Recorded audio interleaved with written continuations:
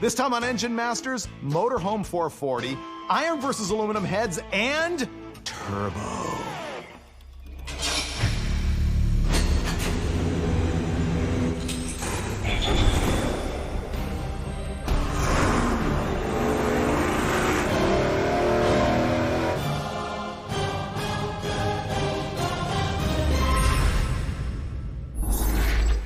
It's time for more fun with 440 power. So between Roadkill and Engine Masters, we have really turned the Dodge Motorhome 440 big block into a cult superstar. Think back to Roadkill when we built that General Mayhem 68 Charger and tore a 440 out of a motorhome to install in the car.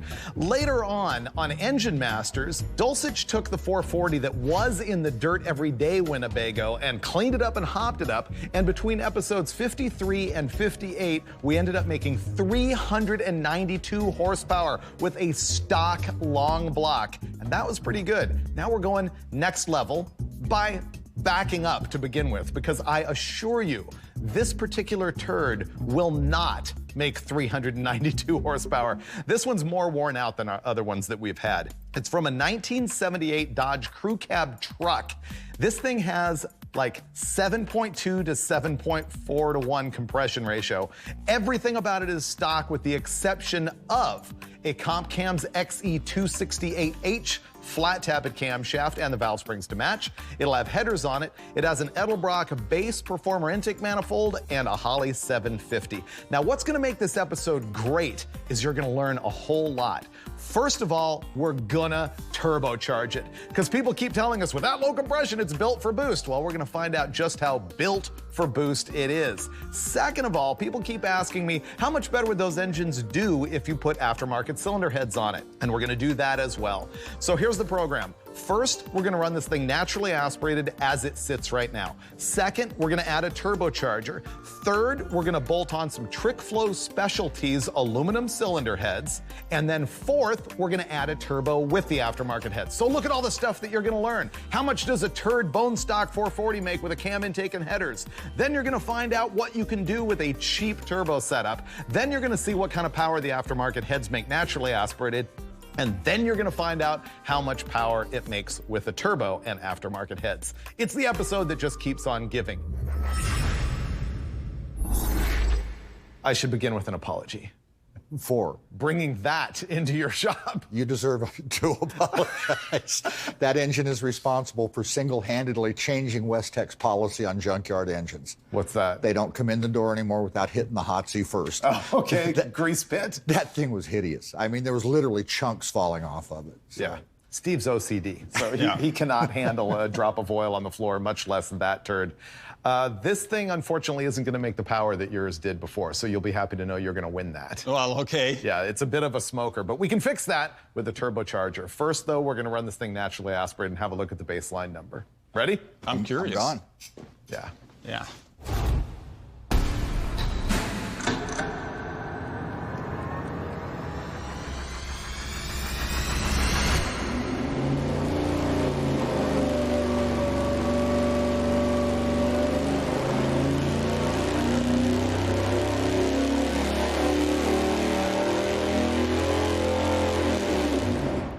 Wow, it's better than I thought. Here's our baseline power, kind of what's expected. 447.7 pound-feet of torque at 3,500 RPM, and an even 350 horsepower at 4,900. Now, the last time we did a Motorhome 440 was episode 58, and it made 392 horsepower.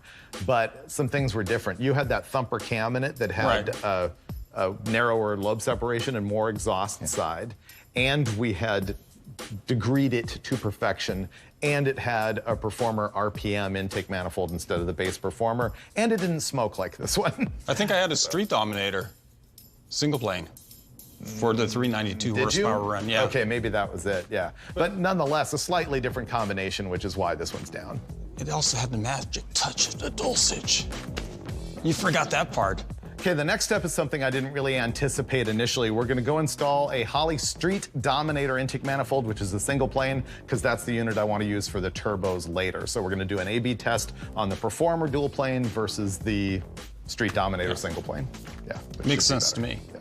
Let me go get it out of my Jeep.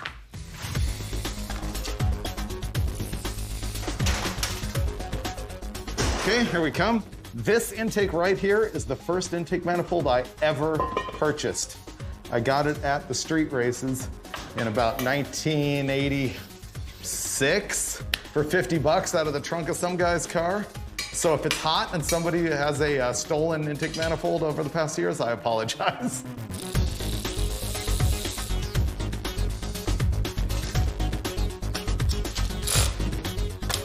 There we go, Holley Street Dominator. Now this is a single plane intake, which normally means it would throw away a lot of bottom end torque, but this has unusually long runners for a single plane, and Dulcich says it's gonna make more power everywhere, but that's what we're here to find out.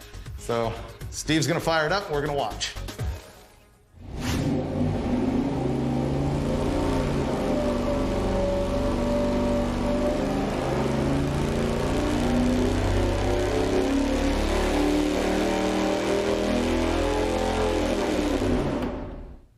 So our new peak power numbers are 444.5 at 3,600 RPM and 364.8 horsepower at 5,000, but that's not the whole story.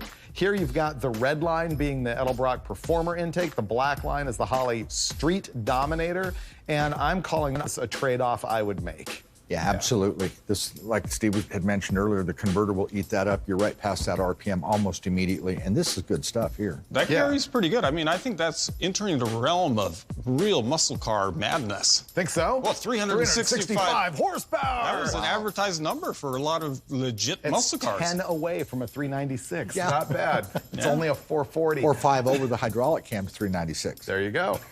Right. So what we're looking at basically is that it threw away some bottom end torque with the Street Dominator intake, but we don't really care because it's a small amount, it's below torque converter stall speed, and it made enough extra horsepower that we're happy with it. Happy enough that we're gonna move on to Boost. Ooh, that's gonna be even more extra horsepower, hopefully. Let's turbo this turd. Turbo time. Oh boy, I can't wait.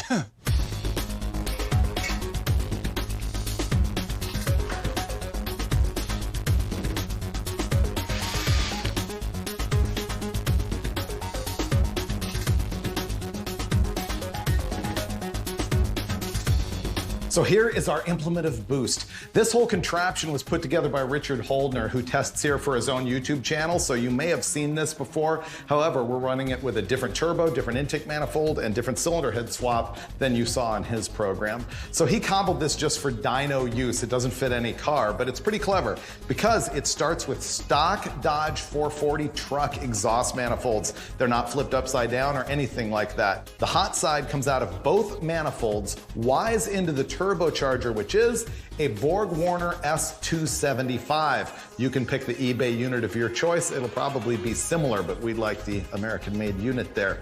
On the cold side, this discharge right here feeds into a CSU carburetor hat, and we're also using a CSU carburetor, which is designed specifically for blow-through applications. We've used this a bunch out here at Westech, and it's pretty turnkey. How about all these hoses running everywhere? This is an oil feed line into the turbo. Had to punch a hole in the pan for the oil return line.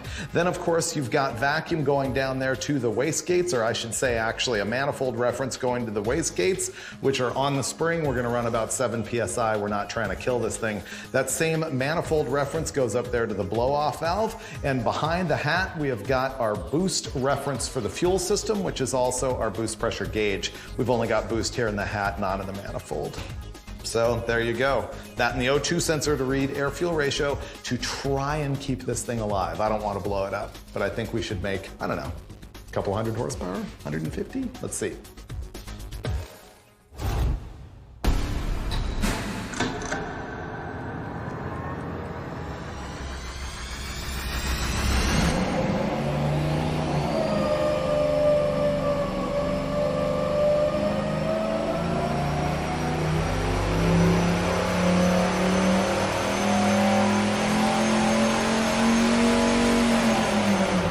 Doesn't make it smoke any less, that's for sure. So we made 9 pounds of boost, and actually 1 pound of boost is a significant correction there. And it probably is gonna disappoint a lot of people, I think. You think so? Am I downplaying too much? Yeah. Okay, here's the news. It made 644.5 pound-feet of torque, which is wow, and it made 514 horsepower, which is probably people going, What? I thought you had a turbo. But the junk is stock. It's, you know, it's blowing smoke. It's got a tiny camshaft. It's got no cylinder head. Let's look at the curve and then compare it to naturally aspirated so you can see that this is actually a win. Wow. Wow. Wow on the curve. Okay. To be clear, in case you cannot figure it out on your own, these red lines are naturally aspirated. These black lines are under boost. So look at everything that went on here. First of all, how much torque did it pick up? From 433 to 632. So that's 200 pound-feet of torque.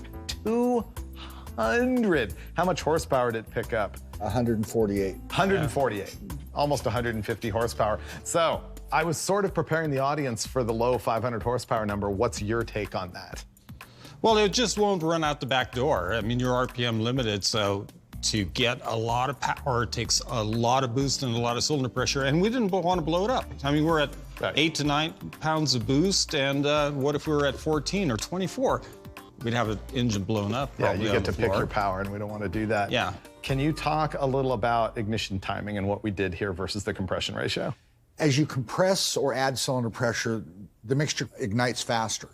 And so you don't need as much ignition timing. But looking at something like this, the cylinder pressure really isn't any greater here than maybe with 12-to-1 compression. Which you're judging on BMEP. Yeah, brake mean effective pressure, which it's a theoretical number, but it's some representation of what the cylinder pressure is averaged throughout the power cycle. And more importantly, it's a made-up number, but in your head, you know, well, a 13-to-1 compression engine is going to do this. It's a number I see all the time. Right. So So I look at what is 12 the to 1. number here?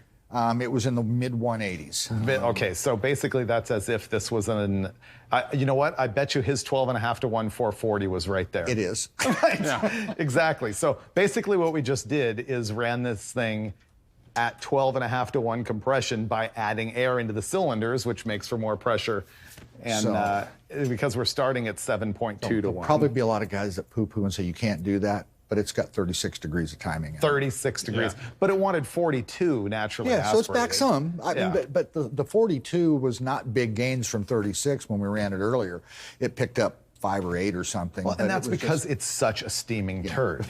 Pile. Right? Anyway, I think if we had this turbo in a car, we'd be thrilled to death with 644 pound-feet of torque. Yeah. Let's go put some cylinder heads on it and see what the gains are, both naturally aspirated and under boost. I think that might help quite a bit. Hopefully. Yeah. The last couple times we've done motorhome 440s, a lot of people who are viewers have asked, you know, what would it do if it had aluminum heads on it, aftermarket heads? So that's what we're about to find out. I've chose this TrickFlow Specialties head, TFS. First of all, it is fully CNC ported.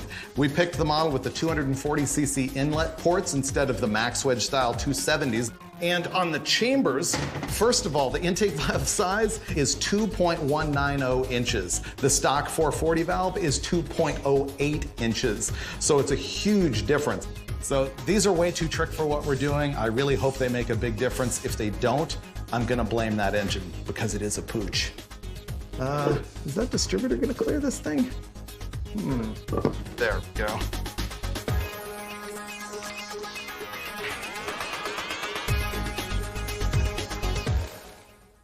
That was kind of a lot, but we got our super trick cylinder heads on our super junk engine with our really nice roller rockers and everything, and I really hope it makes power. Guess that's it. All right, we got 3/4 of a point more compression. We lost weight, not that that matters on the dyno, and we got a way better flowing head. So we're gonna pull it now and hopefully it makes a ton more naturally aspirated power. Hit it, Steve.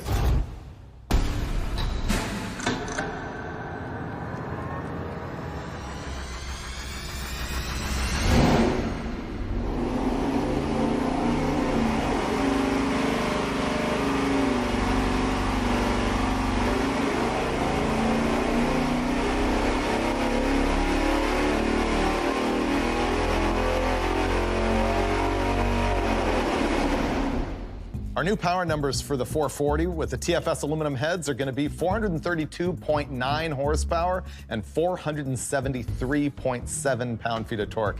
Let's have a look at how it compares with those iron heads. Whoa! Wow. That's huge. That is a massive difference. Pretty good head. Yeah. I think the thing a lot of people might not realize, because you read so much about, oh, a bigger head is going to kill low-end torque. No. The stock head is so bad.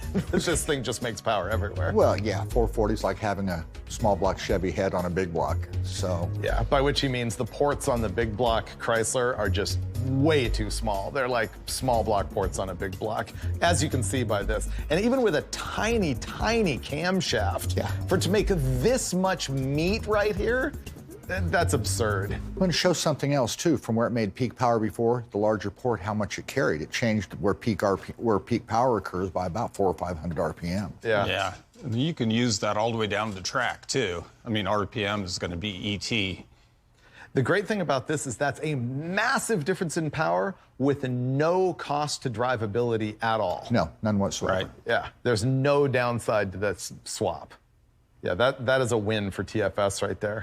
Still want to put pistons and rings in it though. Nah, turbo. Turbo it. Fix it. Yeah, we'll remove the pistons for you. So, ready to go hang that on there? I'll do it. All right, let's go. Turbo.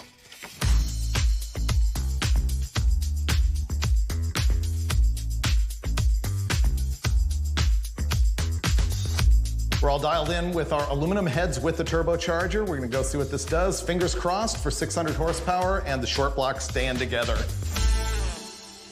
Okay, go ahead, Steve. If it blows up, I hope he doesn't hurt my cylinder heads. Oh, I know. I hope it doesn't blow up. Me too. Ooh.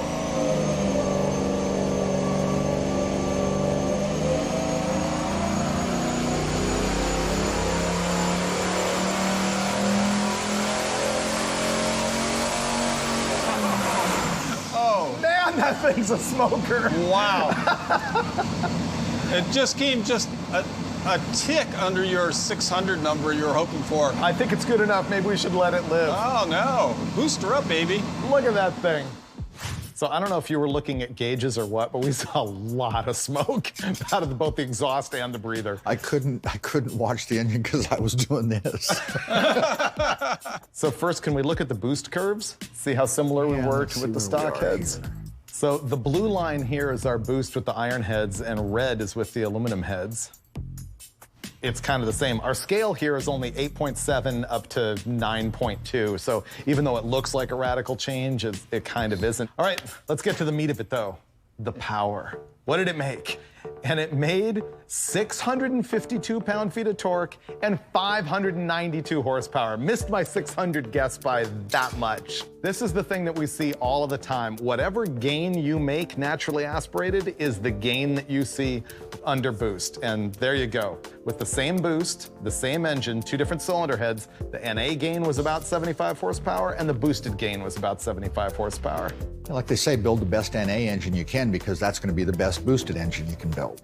Yep, I think that demonstrates that once again. What do you think, Dolchek? I think, are you guys going to address the elephant in the room here? Oh, no. I mean, seriously, we're at 592 horsepower. If you had 8 more, even Brule wants to fix it. Yeah. Have you ever seen Steve want to turn up the boost before, ever? He doesn't care about this motor because he thinks it's a turkey. But when Troy was in the cell helping us earlier, I told him to move away from the side of the engine. Just make sure nothing hit him. All right, I want to see your best impersonation of a millennial. Go in there and turn the knob. I can do it. All right, Dulcich, this is it. I'm calling it after this. Really? How come I'm the one with like cold feet and Brule is the one who's like, hey, crank it up? I know, it's like a role reversal. It is. But the thing is, I don't know if this can make more than 600 horsepower or even make 600. Yeah.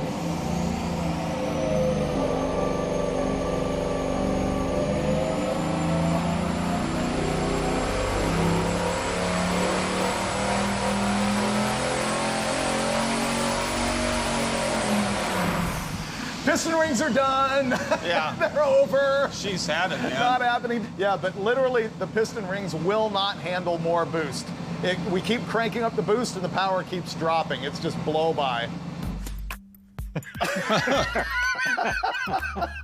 That thing's had it, guys. We have fun, though. Did you see the torque number on that last I poll? did. Let's I have did. a look at it.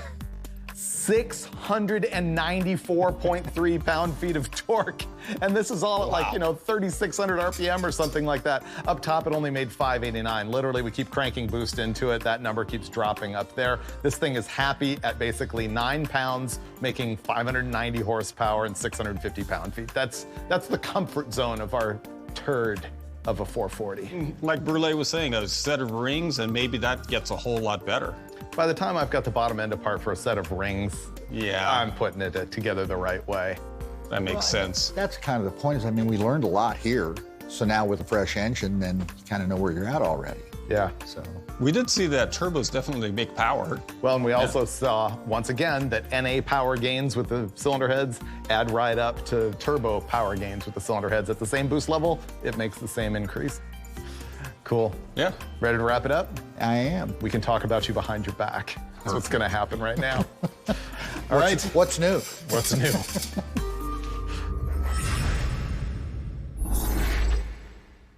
I only have two things for you. I'm ready for them.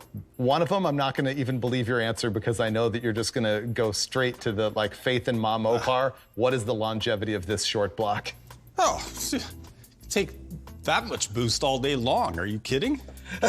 Look, this thing's pretty worn out, and we hammered it with 9 or 10 pounds of boost, and it's no worse. You really believe that the main caps and the rods are going to take that over and over and over and over?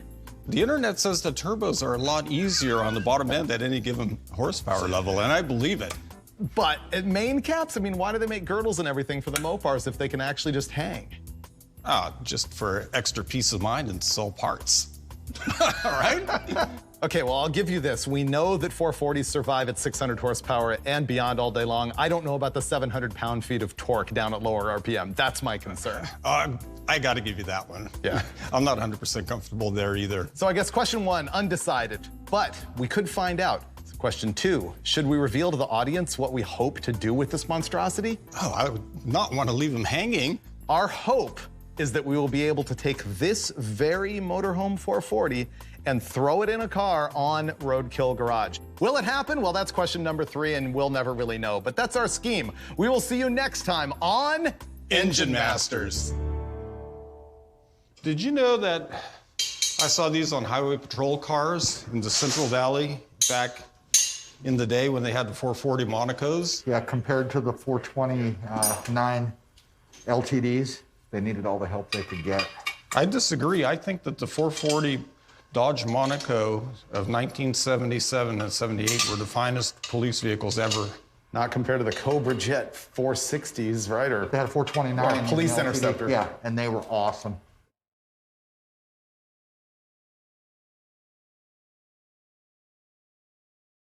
Welcome to the Dyno! We've got fun and games, and we're gonna take you behind the scenes in how we handle our hunt for horsepower.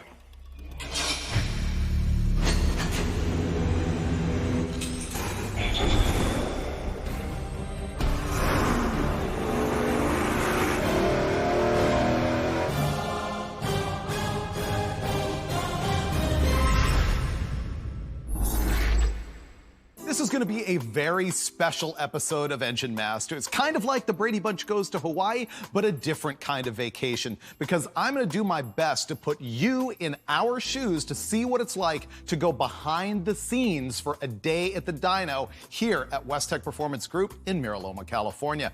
What we're going to do is show you how you would show up with your engine prepared, why you would want to come to the dyno with your engine to begin with, how you hang it on the dyno. We're going to show you how the dyno works, look at how we break in an engine, how we tune it up, and of course, how to judge whether the engine is any good or not. All of that this time on Engine Masters.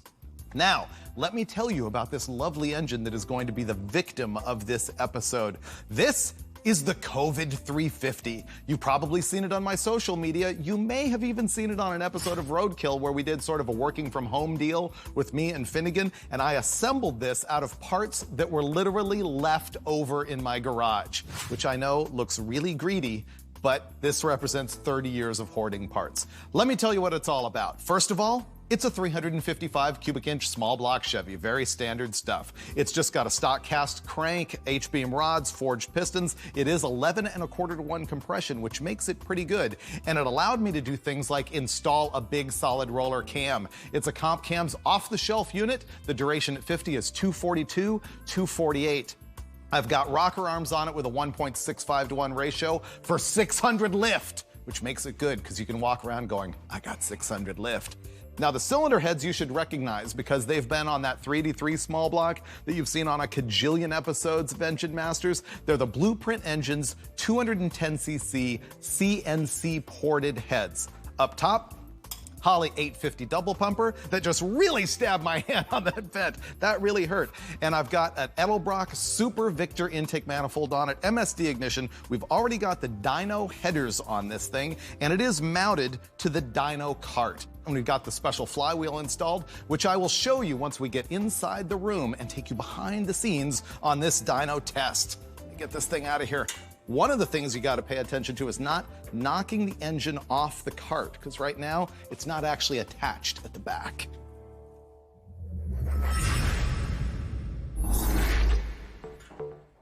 So first of all, why would you even want to dyno test your engine? Well, first of all, because it's really fun.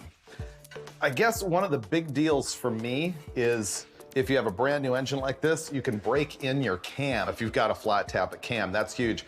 But you can also make sure nothing's gonna break before you put it in the car. Leak checking is a really big thing. And of course, you can get a baseline tune-up for both your ignition timing and your carburetor or EFI. And of course, you get to walk away with the horsepower number and brag to all your friends that you have dyno proven power. When you bring your engine in, you want it to be as complete as possible. Once you get your engine here at the shop, it'll get mounted onto a rolling cart like this, which is super handy. You want to have motor mount brackets on it to hang it on there. And they'll install a flywheel that matches the balance to your engine. So if the dyno shop you're dealing with doesn't have that, if you've got, I don't know, a Ford FE or something that they're not commonly dyno testing, you want to make sure you've got that. They'll bolt on this drive plate that has a hub in it, like a clutch with springs, that's going to mount here to this spud that attaches to the dyno. And of course, there's a regular old bell housing, like a manual transmission bell housing, that's also used to couple it to the dyno. In our case here, you don't have to run a starter on the engine. There are twin starters under here that attach to the dyno itself, so we don't have to deal with matching that all up to a flex plate and wiring that every single time. But some dynos actually, you have to have a starter with them.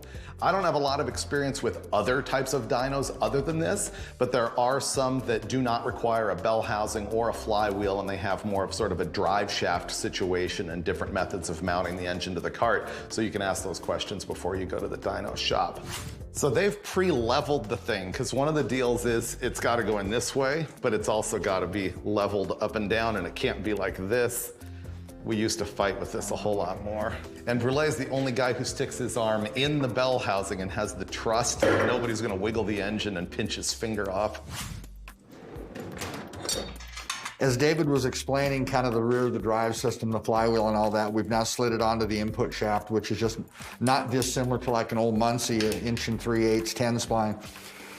What we have here is a water brake or an absorber, which basically is for lack of a better term, it's a variable speed torque converter. It's controlled with a servo on the bottom, which either holds or releases water to maintain engine RPM and load. What we're doing is measuring torque with what's called a strain gauge or a load cell, and basically what it is kind of an electronic rubber band which changes in millivolts. So it's actually calibrated, and then we actually measure torque. And between torque and RPM, we calculate horsepower. So there are observed channels and measured channels. Basically, this is the brain of the thing back here, this control box. We're monitoring fuel pressure and oil pressure, all of those things. But the meat of any engine dyno is really measuring torque, engine speed, which calculates to horsepower. All the other stuff is kind of things to look at the health of the engine or the potential of the engine. So he's hooking up the oil pressure, I'm hooking up the fuel lines. You can see that we have both an A and a B fuel line here, and you'll often see Steve looking at the fuel flow on each bowl to sort of judge what's happening with the jetting in each end. So all of the water stuff that we deal with all the time, I never know what valves you're opening and closing and what the huge tank does outside and the heat exchanger and all that stuff. Well, as far as the stuff I'm adjusting on the capacity valve and that sort of thing, it's really to kind of contour the absorber to the power output of the engine, because that electronic servo only has a certain amount of sweep. And so I'm basically increasing... The servo being the dump, basically? Yeah, the dump, the electronic dump that's controlled by the computer. They're releasing the water out of the torque converter, so to speak. So what I'm doing with that capacity valve back there is kind of contouring the ability of the absorber for more or less torque, which is more or less water, because we want to keep that servo in a sweeping range for the RPM range we're running it. And so I basically reduce the water or increase the water for engine torque. This is actually the Westex Super Custom Stainless Steel handmade water tank. It's got a radiator cap that goes here up on the top. And then this is a water-to-water heat exchanger. So there's tubes that run inside the thing and water that goes around the outside of it. And so you got cool water from the giant tank, and then you've got water out of the engine. And it works like a water-to-water or an air-to-water intercooler, basically, except for it's water-to-water. This is one of the fuel turbines. Basically what it is, it's a little paddle wheel inside of this housing, and it has an optical pickup. So as that paddle wheel spins, it's actually counting. And so as the fuel passes through and goes up to the B turbine, we're able to count the fuel in pounds per hour and actually ultimately calculate that into gallons if we want to. What we're able to do is we have an A turbine and a B turbine, which allows us to read the primary and secondary bowl of a single 4-barrel carburetor, or primaries and secondaries in, let's say, a tunnel ram carburetor. What that allows us to do is make sure that we're not rich on the front, lean on the back, or left and right with a tunnel ram, those sorts of things. It's just another piece of the equation for data that we can look at to help us tune. Steve showed you about the fuel flow and how that's measured. Also, fuel pressure is internal to the dyno. Some of the instrumentation that we do that involves the engine, well, this is dyno. We deal with water temperature here. That's what this is reading. We've got oil pressure hooked up just like you normally would with your odometer gauge on your dash. It just connects to the dyno. We also have a wideband oxygen sensor here. Sometimes we'll run 8 of them in every single header tube, so we can look at the air-fuel ratio cylinder to cylinder. On a standard deal like this, we'll just put 1 of them in a collector. It's obviously about 18 inches back from the opening, so it doesn't get oxygen contaminated. And speaking of contamination, the other thing is if we have a brand new engine that's never run before, especially if it's a customer that Steve doesn't trust, like, you know, Dulcich or somebody like that, we'll not put the oxygen sensor in for initial fire up, just so that it doesn't get wet with water, oil, overly rich mixture, any kind of disaster. This is run before, and it's already broken in. So we will start with this all hooked up. I can never find the plugs once they're thrown over. That's why we need Troy. Watch this. Hey, Troy. See? Pork chop's good that way. One of the other pieces of equipment that we frequently use, and we have actually in past episodes when we're trying to kind of figure out why an engine makes more or less horsepower and we're looking at airflow. Basically what this is, it's a little generator and it measures airflow down through the carburetor. And then again, it's calibrated to the electronics on the dyno, but it's got this aluminum honeycomb, a little fan there, and it actually, as air is moving through the carburetor, it spins the little fan. And again, it's calculated. We don't hardly ever, well, we did once, use this when we were running nitrous, and we don't any longer because this is really very fragile honeycomb to kind of direct the air and make sure that it's straight and the fan operates properly. But any sort of backfire or anything can damage this thing really easily. So this is really more like development sort of stuff, not necessarily having to run it on every engine every day. Okay, Steve, before we fire this thing up, what are the most common questions that you get from new customers or people who show up here for the first time? I'll get emails that say, how much does it cost to dyno my engine? A little more information, please. Okay. You know, a lot of times things will come over the internet and it's very vague, and there's a lot more to it than that. I mean, I really want to talk to someone on the phone. I want to ask them about water pump and configuration and pulleys and whether it's EFI or carbureted. Blown turbo, some crazy contraption with 2 blowers and 3 turbos. E85 or gasoline, all the way down to the point of, If you're bringing your headers, have they recently been coated? Right. Or are they seasoned? Because does it have a flat tappet? Does it have a roller? I mean, all of those things play one part to the other, so. So on the header coating, if you break in the engine with a fresh set of coated headers, it bakes it off, right? Now it's a bubbled coated header. It completely ruins it. That's something I wouldn't have ever even considered for this, Yeah, you have to season them, and you can't season them with a flat tappet very well, so. We'll use our headers first, break the camshaft in, then put their headers on after the camshaft's broke in to season their header, and then run it with their headers. Do you recall ever getting this kind of care? Oh, all the time. I'm kind of curious, have you ever had someone come in so underprepared that you had to send them home, or? It's worse than he ever has been. I mean, the worst one I remember is I had a short block. Outside, when you came in, I was sitting on the curb porting the heads, and you had to get the thing tested that day. Okay, so you want to walk us through what you would be doing for an initial break-in thing? You want to go start it and show what Troy's going to work on, and et cetera? Sure, absolutely. Walk us through as if we're ignorant, because, as you know, well, we're not.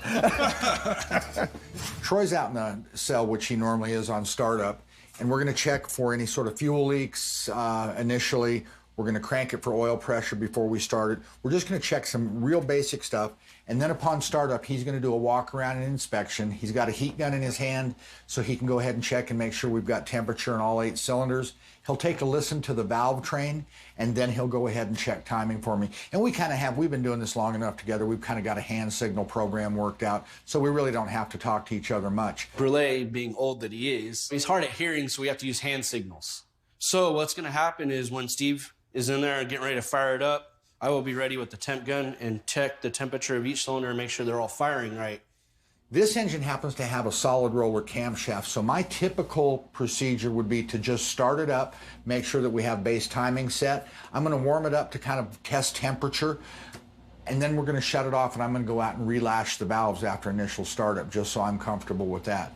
Once we come back in, I'll run it through a break-in cycle, and then we'll start along our test procedure. So I can show you what some of that stuff looks like.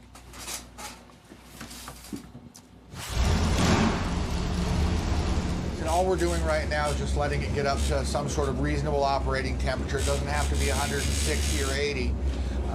If it were a circle track engine, we would run it much warmer. This happens to be kind of a street and drag race engine, so we're going to actually run it in the 130-ish range. And so this is at about the point in time where I would just shut it off and go out and relash the valves just to make sure that we've got some temperature in it. They're all adjusted accurately. Okay, so we've got the valves lashed, and now I've come back into the console. One of the things that I think is interesting, it's a story I like to tell, is, you know, people say, well, why do I want to break it in, or how does that work by cycling the engine up and down and varying the RPM range? In the old days, somebody would tell you that you wanted to break it in by just going on a drive where it was kind of up and down hills and varying the throttle position. But I had an opportunity to look at a big block Chevrolet that someone had forgot to put an oil ring spacer in. It was a Stroker 496. And during the break-in cycle, I could see the engine smoke out of the passenger side header. And as the RPM increased, the smoke would go away. It would get to a little higher level, and it would smoke out the driver's side. So I was actually able to kind of visually see externally how the oil kind of fanned through the engine. So the whole idea was to keep the camshaft lubricated, to keep oil on the cylinder walls while they're seating, and to keep everything lubricated. So it was just kind of fun to be able to see what's actually happening inside the engine during the break-in process. So we'll go ahead and get it started up and run it through a break-in.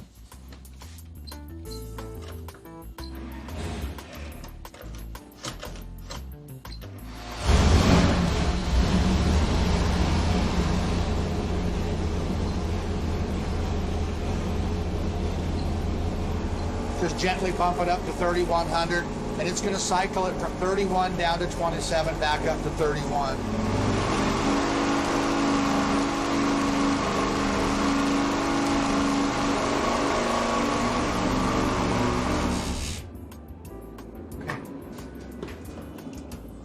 We've run this engine before with a different carburetor. In the interim, we've changed carburetors because David's actually going to put this in a car, and this is the carburetor he'd like to run. even just trying to bring it up to an RPM and load to break it in, the air-fuel ratio is so lean we can't continue. And that's part of why you take things in small steps. We're gonna have to go out and address the carburetor issue a bit and upjet the primary circuit on the carburetor just to get the thing to cruise smoothly and to be able to run through the break-in process. This has a 72 jet in it. Typically I see 80 to 82 jets in these. I'm putting a 79 in it just to give it some fuel, and we'll I'm sure probably have to readjust some from there, but we just got to be able to make it run and not be so lean that it stumbles and runs hot. Another thing that can make it lean like that is a really radical vacuum leak, which, by the way, on the dyno doesn't seem to matter at wide open throttle at all, but it'll affect like the drivability and the idle and stuff like that. So as soon as we ran out here, I started to look and see if the carburetor was missing any plugs. The one in the back was cracked, so is this one in the front. So that wasn't the problem, the jetting was the problem, but nonetheless, that's the type of thing that you can find out before you get the engine in the car.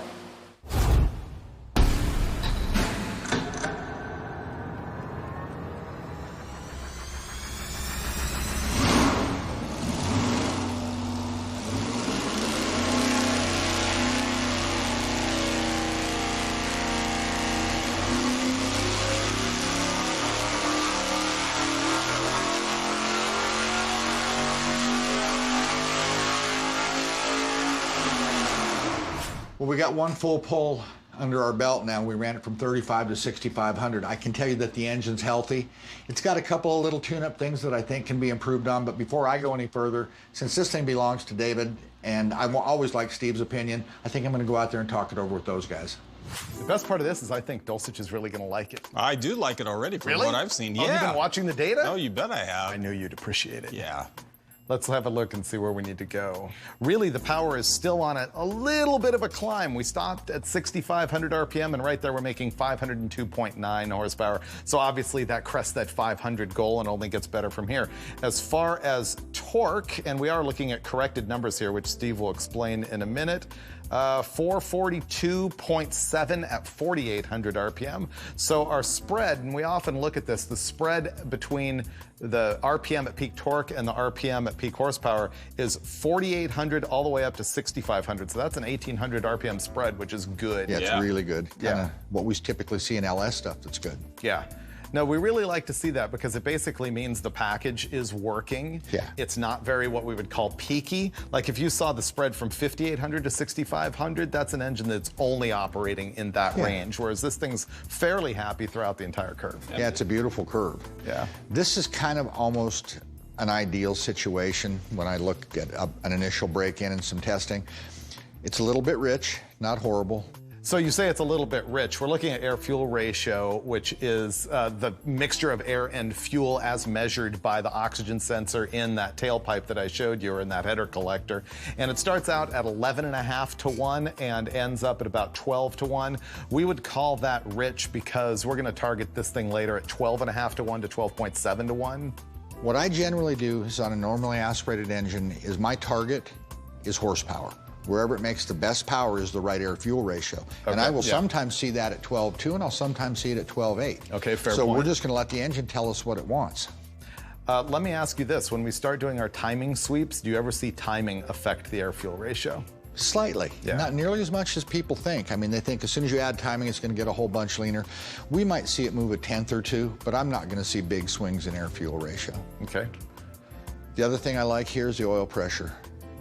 It's got a really nice curve all the way up. And we were looking at that as we kept moving up in RPM, making sure all of those things were right. So as far as the fuel mixture, we talked about air-fuel ratio. The other thing Steve looks at for drivability and just sort of the overall happiness of the carburetor is fuel flow in pounds per hour into the front and rear bowls individually. What do you see in there?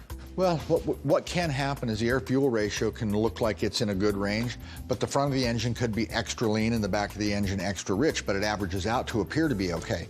So with this, I'm verifying that it has equal fuel flow in the front and rear. In a perfect situation, you would have good drivability, good wide open throttle, and at wide open, those would be well balanced. That's a perfect situation. We get close. This thing looks really encouraging here. We're only a couple of pounds off. And we know it's rich, and we know it's rich at cruise, so we're going to be able to lean the whole carburetor out a little bit. So tell me what we're going to do next. 2 and 2. 2 and 2. Yeah, back at Chuck Willery. I remember that. I'm thinking we take 3 and 3 out. You know, just something to get us closer. On this size carburetor, generally 4 jets out of the front and the rear will knock about a ratio out of it. So I don't want to get too greedy right away. Well, 2 is fine, 2 or 4. Get it into a range where I think the timing will actually make some effect, and then make that 1 jet change, then we'll do a timing change, then go back and finish it off with jet again. Yeah. And I think you got a package. Okay, watch this. Have you noticed Dulcich hasn't had much camera time in this episode yet? I know. Yeah, so he should probably go change those jets. Oh, wow, you're just putting me to work. I know. I always find a way. He's so benevolent.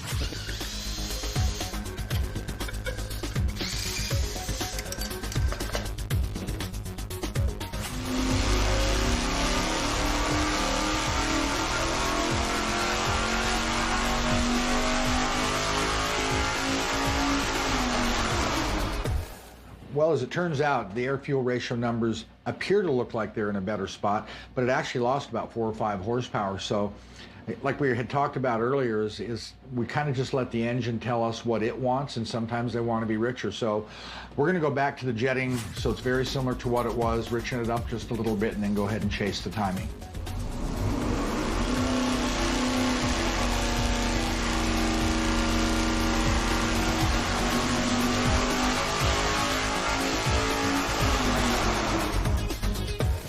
The carb's fully dialed in now, and the next step is going to be taking a look at the timing. We had a base setting very conservatively at 32 degrees, so we're going to bump that up to 34 and then test it again and see if it picks up any power. If it picks up a lot, we may even go further to 36 until it stops giving us an improvement. So I'll just give the distributor a little twist, and then I'll give it a check with the timing light.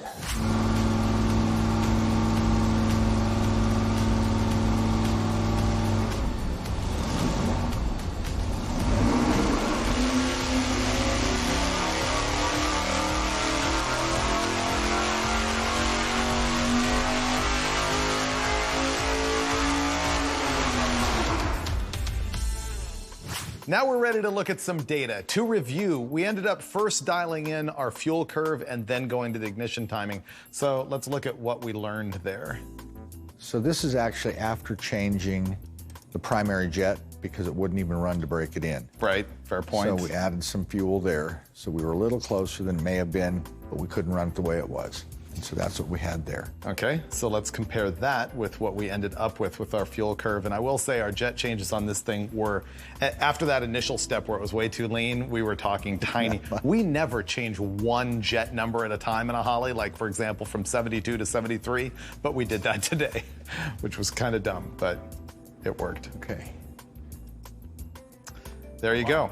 Big difference just from a couple of jet numbers right there. So that's one of the reasons why you want to come to the dyno. You've now got a baseline. I have found that when you take the engine off the dyno and put it in a car, you don't necessarily get the same results. It's not going to track the same air-fuel ratio numbers because of underhood heat, what you've got for an air cleaner, exhaust, scoop, exhaust. Yeah, when you put an exhaust system on it, it tends to like richen it up, all those things.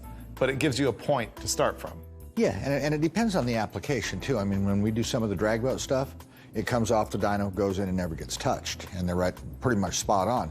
But again, they have the same fresh air, open headers. Right. It's a much more similar situation. Mm-hmm. So anytime you change other components, mufflers, exhaust system under the hood temp, air filters, air cleaners, that type of thing, it's going to change some of the results. So now let's just look at our best curve after we adjusted the fuel and compare that with the timing that we were messing around with. And we did end up changing the timing from an observed 30 degrees to 32, to 35, and even 36. And it was really insensitive above 32 degrees. At 30 degrees, man, it threw away power. I've never seen 2 degrees make that kind of a change. As a matter of fact, I think because Troy initially set it up and then you were looking at it, I think it was a different parallax on the light and comparing the mark in a different place. I suspect that we probably were looking at it a little differently because I got it right and Troy did his best. Right? Well, that's one reason why often we have a rule here. If it's your engine, you set the timing so that you can repeat it in the car. We didn't do that this time. Yeah. Although, you know, my crew chief here probably will be dealing with that engine if it ever gets in the car, so we're good. But anyway, we found the optimal timing for it, which is an indicated 34. Right. Okay, and how did that look?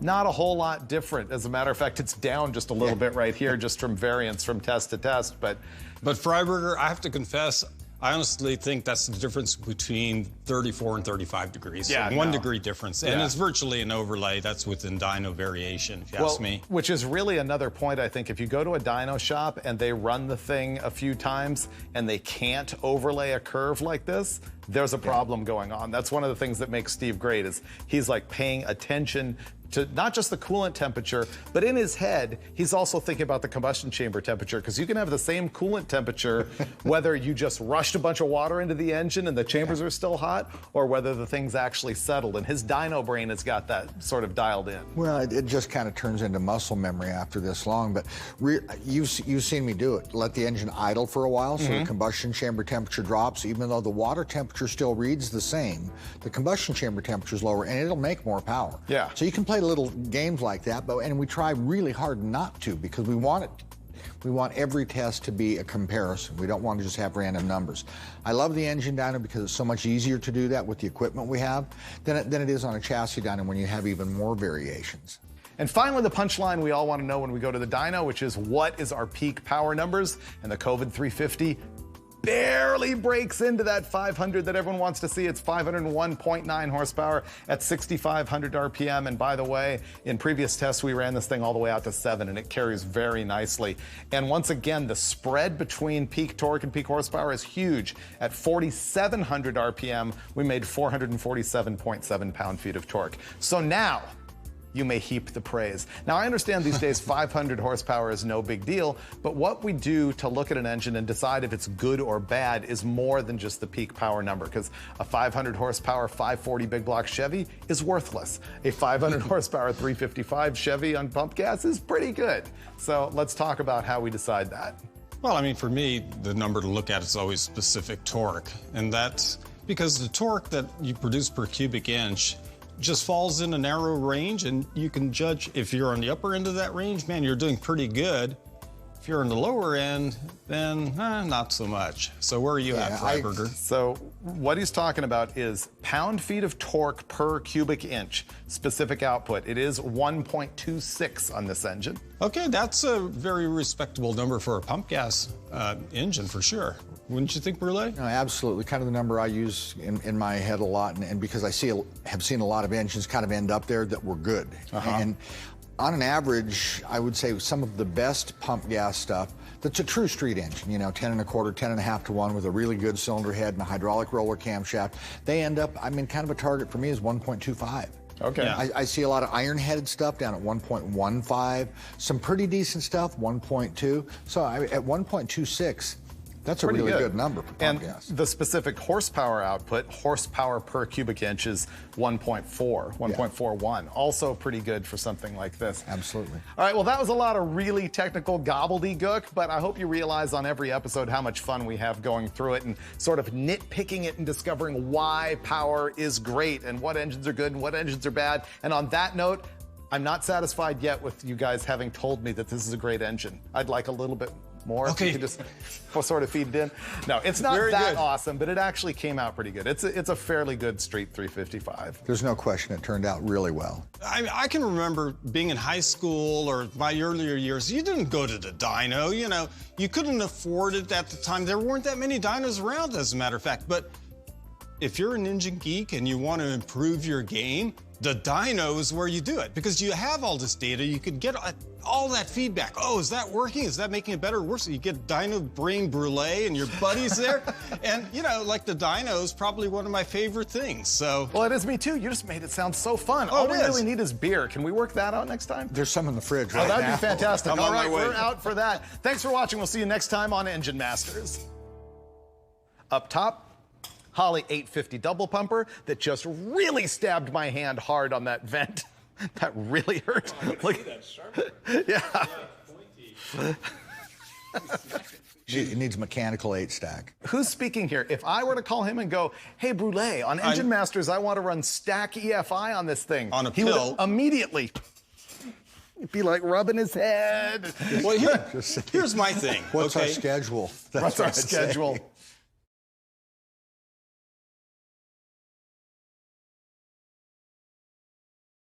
This time on Engine Masters, the power of a low buck versus high performance ignition.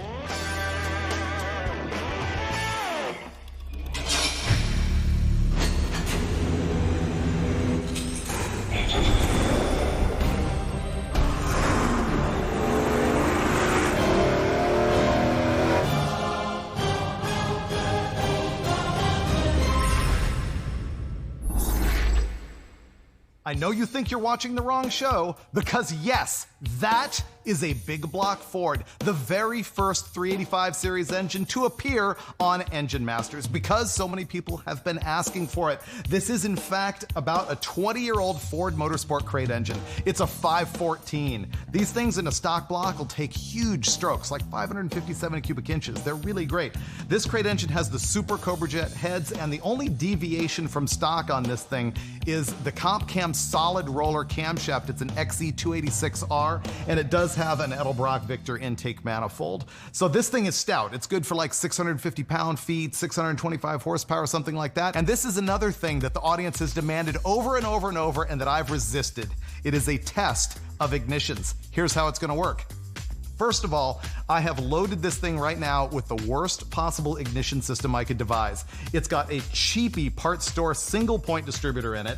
The spark plug wires are a combination of stuff from Dulcich's backyard and from Brule's old 327. They're like original GM wires. And we're gonna run it with a clapped out old coil to begin with, the worst that you can get. And then we're sort of gonna let the engine tell us where we progress from there. Ultimately, we plan to end up with full electronic ignition and an MSD box and a great coil, everything that you asked for. So we're gonna roll it into the dyno now and see how badly it misfires with all of this junk on it, and then slowly keep throwing better and better parts at it to see if it makes a difference at all.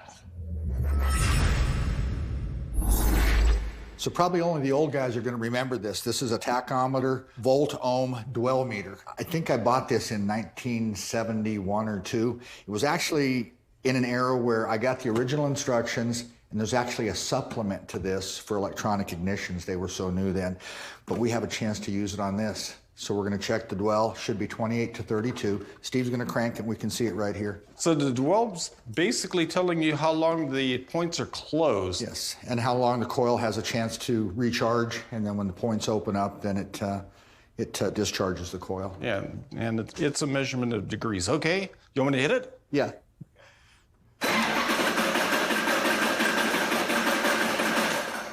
Yeah, so on the 8-cylinder scale, dwell time on a V8 should be 28 to 32 degrees of dwell, and this is right at 30, so we're spot on the money. You said you bought that in 1971? Man, in the early 70s. So you were like 3? I wish. So did you write down that dwell number with your quill and parchment, or do you just go ahead and chisel it right into the rock? Lasts longer with the rock. Right. All right, this is gonna be one of those episodes I have to apologize to you guys for. Why? I didn't want to do it. Did you? No. Did you? Yeah. No, but the audience forced it. They kept on asking, I want to see ignition make power. And so to do that, I had to back this thing up all the way to the point where I hope that it just falls on its face. There's a good chance. I mean, with the stuff that we've got on there now. Those plugs are wasted. The wires are junk. It's a leftover coil from the vineyard. Yeah. It's out of my 67 Bonneville. I think it might be original. Okay, so we're gonna fire up this 514 cubic inch Ford, big block Ford, finally. And I think we're gonna have a misfire problem. We might. We just might. Junk. All right.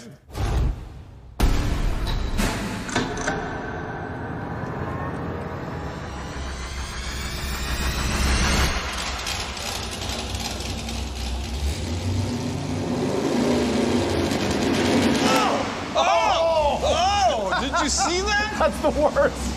I've never seen that. I don't know if we're gonna be able to run it at all.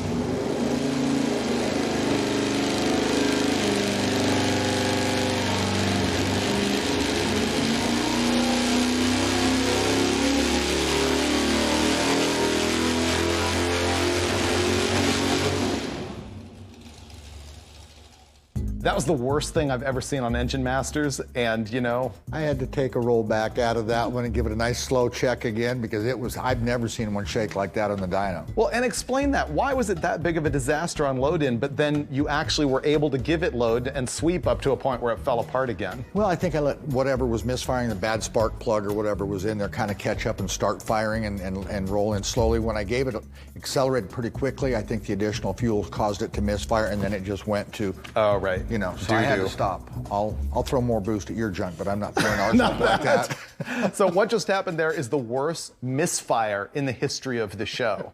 And so let's look at just how bad the power curve is when you do something like that. Wow. It's amazing it still made 646.9 pound-feet of torque and 621 horsepower, but it's a disaster. Look how once it starts to misfire up the top end, it's just all over. And look at all this. I mean, it took that long to kind of get firing again, I think. But then once it ran, look at the tabletop torque curve.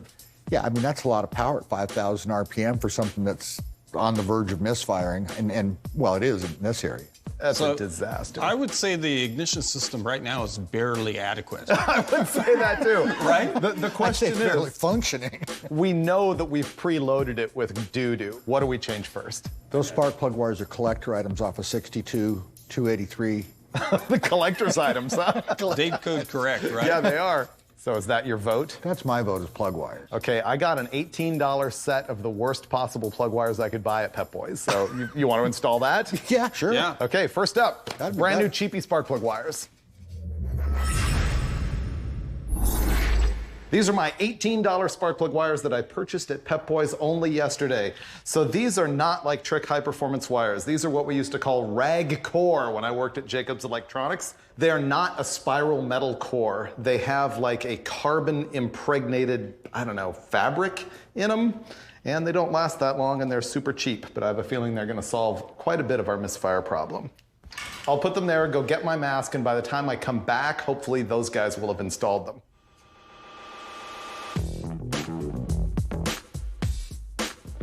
Want me to just go get you guys a beer or something? My side's all done. We're ready. Wrap that up.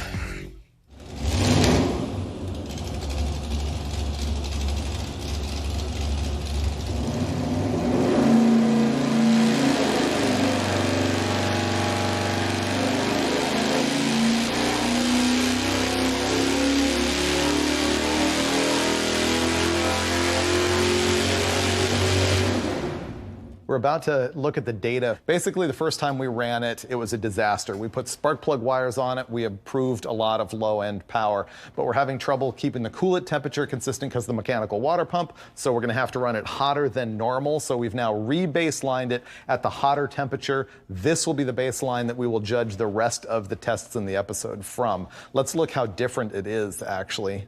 Yeah, that's the difference between hot water temperature and cold water temperature. Obviously, cooler is the red line, making more power. Hotter is the black line, making less power. The black line's our new baseline.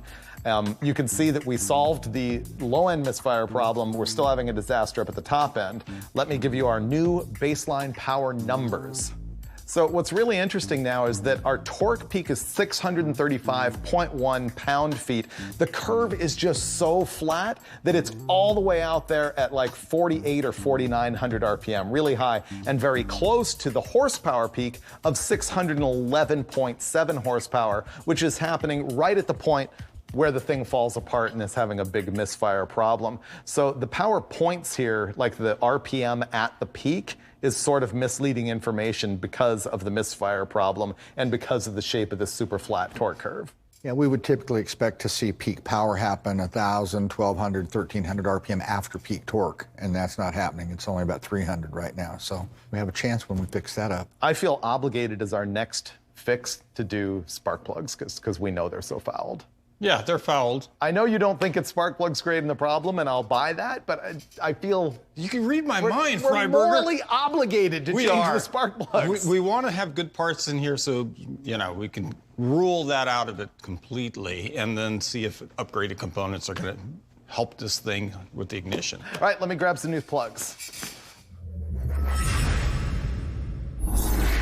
Basically, these days on something like this, I'll look at the plug, and if a gap is there, it's fine. If you have a turbo or a heavy boost deal these days, you definitely want to close the stuff down to like, 22, 25, sometimes less.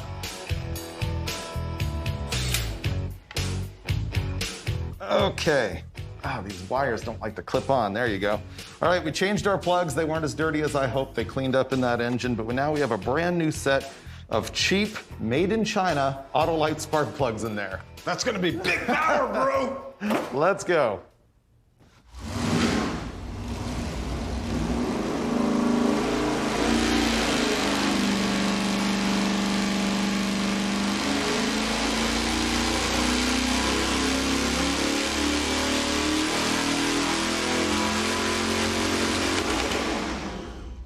There's that little smirk, Brule. From one run to the next, and nothing else changed but the plugs. So Even though at the top end, we think it's point float, right? Maybe the point spring is getting worse. from one run to the next. Okay, I don't know. So the red line is actually our test with the old dirty spark plugs, and the black line is with our new Autolites.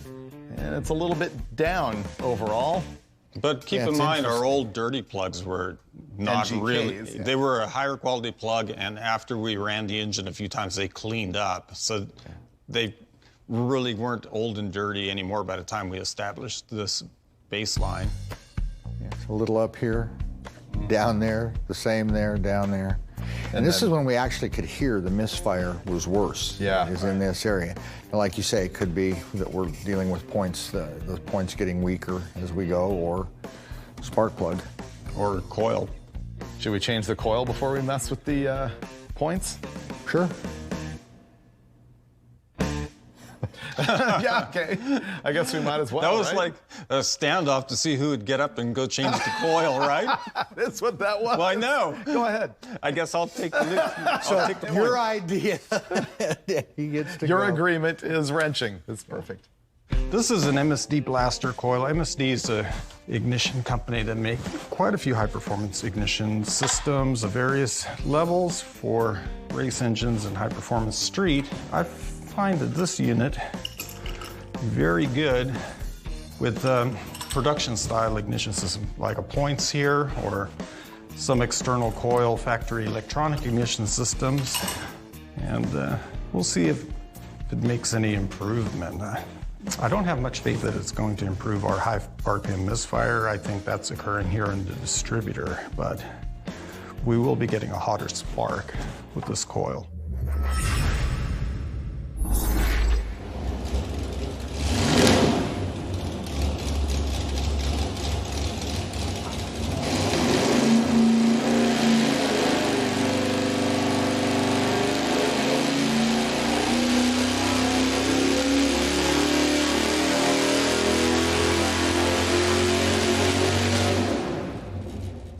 We should probably look at curves, but I think at this point we can say nothing we've done has made any difference whatsoever.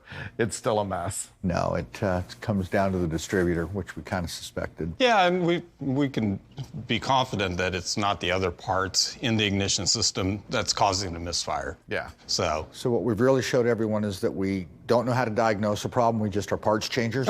Yeah. even though we said Yeah. from the get-go that Yeah. the distributor is probably floating the Yeah. points. Here's what's really going on right now. Throughout this testing, at the very high end, you've heard this engine misfiring horribly. And from the very first time it did that, both of these guys claimed the points are floating, which means the points inside the distributor are what open and close in order to send spark to each cylinder, and they ride on an 8-lobed little camshaft in there.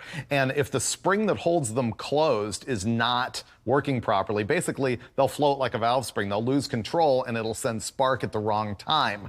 And that's probably what's going on here. And so we need to fix that before we keep our testing going on. So let's admit that for whatever reason, the points are junk at this point. I think the other problem that we have is that we know that the timing curve in this points distributor is slow. It's a little lazy. We looked at it with a gun, and you can see that all of the timing lead is not in until 4,500 RPM. So while normally we don't worry about an ignition timing curve on the dyno at all, because typically performance curve would have all of the ignition lead in by 3,000 RPM, this one is slow enough that it's not all in until 4,500 RPM. So if we make a distributor change, we're going to see a difference in the power curve just from the ignition timing. Yeah, potentially at the bottom, but I mean, these distributors are not easy to get to change, you know, the curve or to even get to the springs so it comes in faster.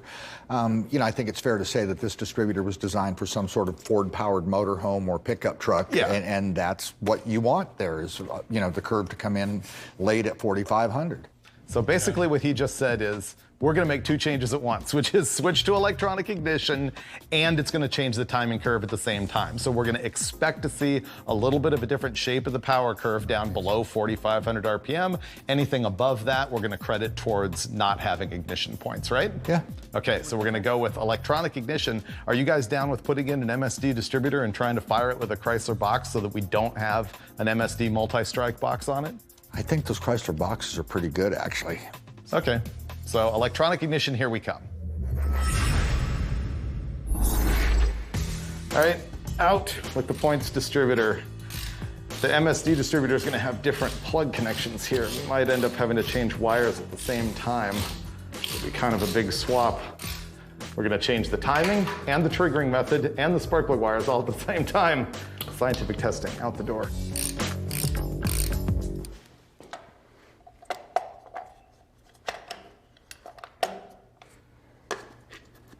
Here's a quick rundown on the Mopar electronic ignition control box we're going to run. We're using that instead of the MSD because the MSD is a multi-strike box. In other words, you get more than one spark at low RPM especially. And we just want a conventional electronic ignition control. And we'll have this thing wired up and running in no time flat.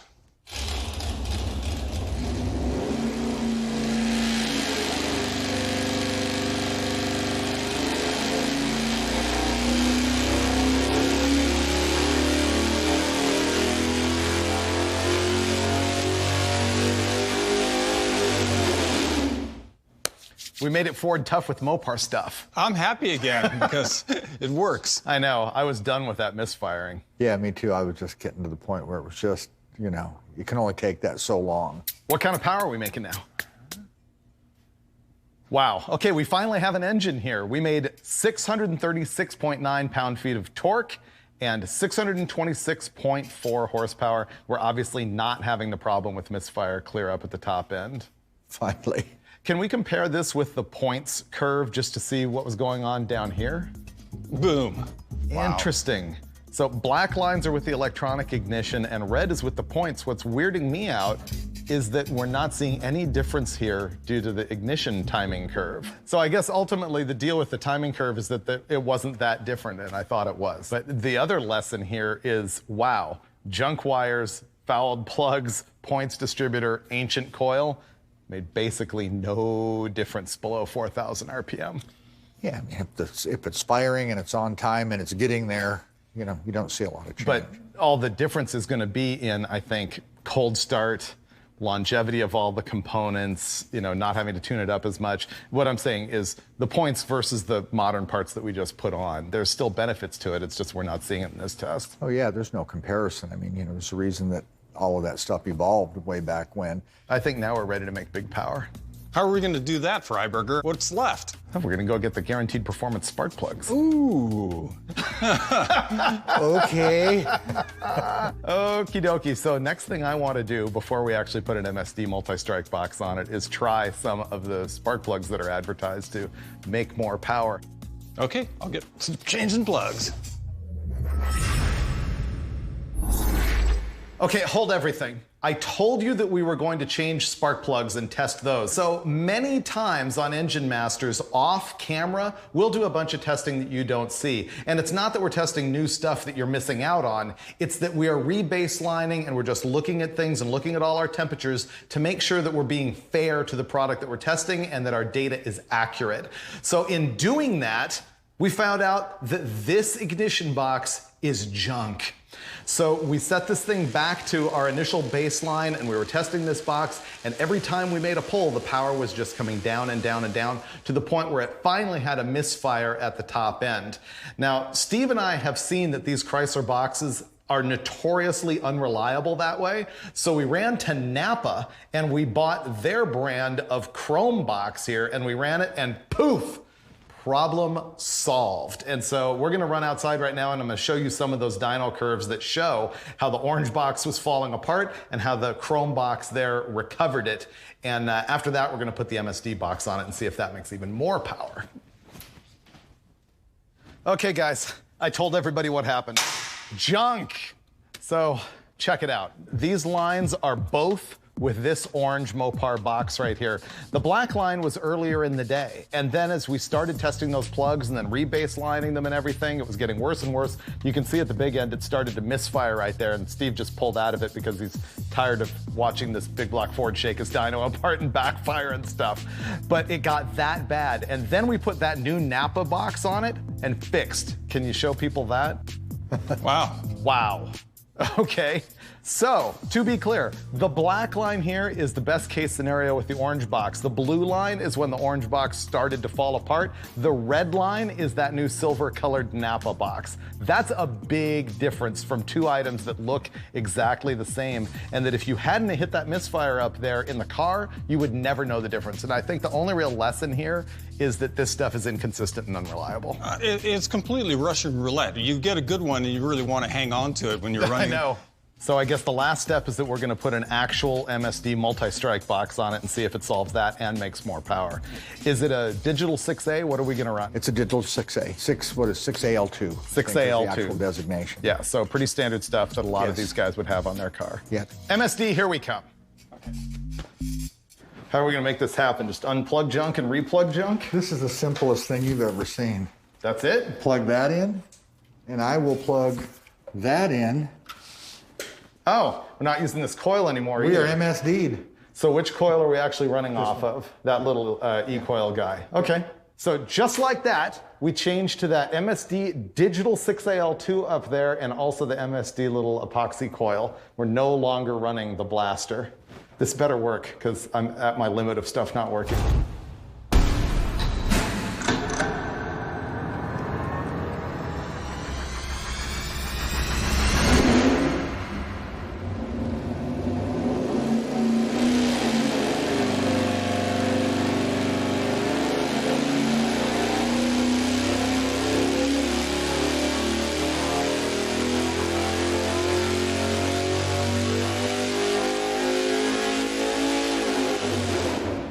Oh, what a relief.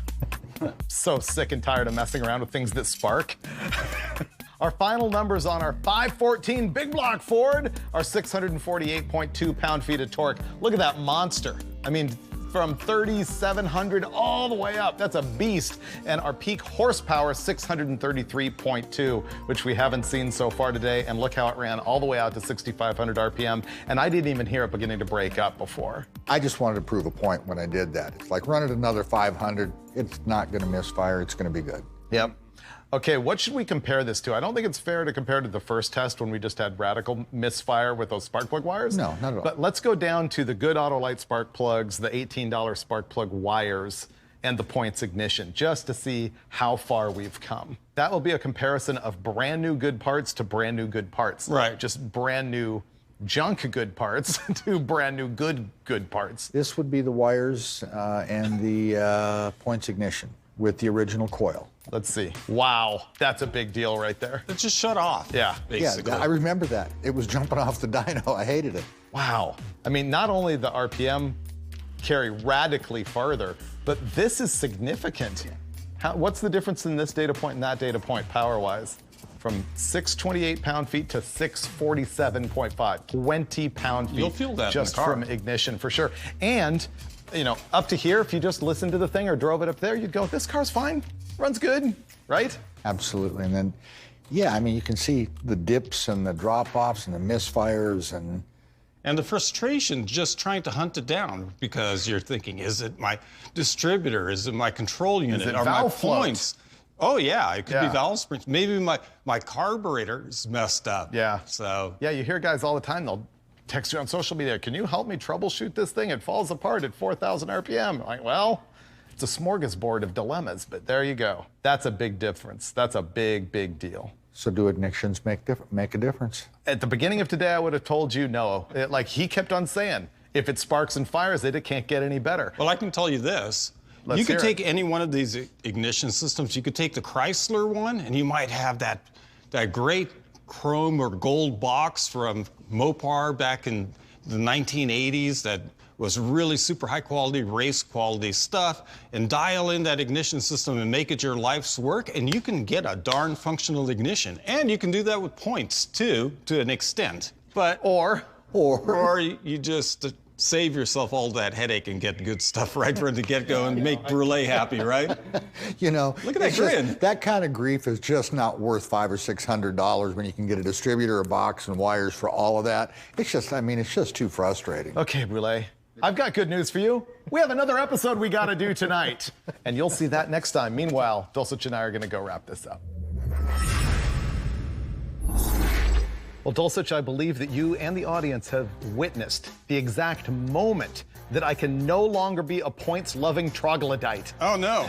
It's over. But cannot be overstated how great the big block Ford was. I mean, 650 pound-feet forever. Freiberger, I think I'm in love with the big block Ford. With electronic ignition. Oh, yeah. It's a landmark moment, ladies and gentlemen. Dulcich becomes an actual, somewhat modern ignition guy, you know, stuff that was invented in 1974, and a big block Ford guy. Pretty good. Life-altering experiences on every episode of Engine Masters. That's the beauty of an analog device. You know, if that was digital or had a touch screen, it would have been in a landfill a long time ago. But that has analog knobs and a gauge. So it can sit in your toolbox for 25 years, right, Steve-O? No, this thing is like 45 years old. That's this awesome. is pretty cool. Isn't it cool? Yeah, my brother got me one for my birthday. He found it brand new on eBay. Yeah. So yours is a collector's item. Mine's a tool in use. Oh, I used mine already.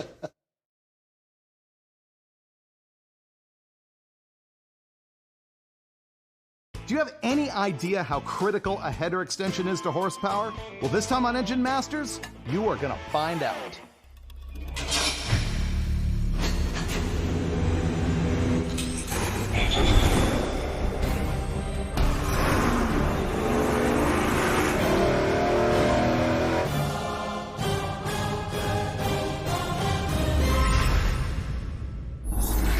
Ah, the COVID 350 is back. I love it. You love it. And we will use it this time to show you the power of header collector extensions. So this is the part that bolts to the back of your exhaust header, and this one's roughly 18 inches long. I will tell you there's a lot of power to be had or lost with the correct length header extension. So we're gonna be testing a bunch of that. I'm gonna do it on some exhaust headers that are 1 5/8, probably too small for this engine, and we're also gonna do it on some 1 3/4 inch headers, because I wanna see, does that perfect length change depending on the size of the header tube and whether the header is optimal for the engine or not.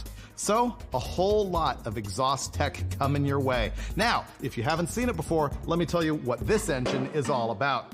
We call it the COVID 350 because I built it during the lockdown here in California using parts that were left over in my garage. It is your standard small block Chevy. It is a 355 cubic inch small block Chevy, stock stroke, 30,000th overbore. The short block includes stock cast crank, 2-bolt mains, H-beam rods, forged pistons. It has 11 1/4 to 1 compression, which is what makes it great.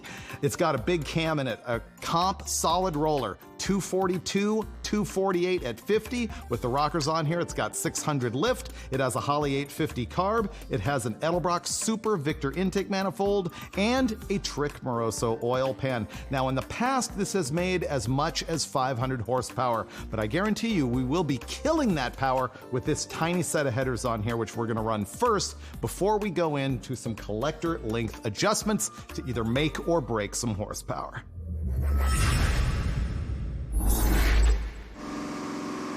This thing used to make 447 pound-feet and 500 horsepower. You think it will now? No. Neither do I. But you might be right. Oh, it's gonna be bad. What if it's good?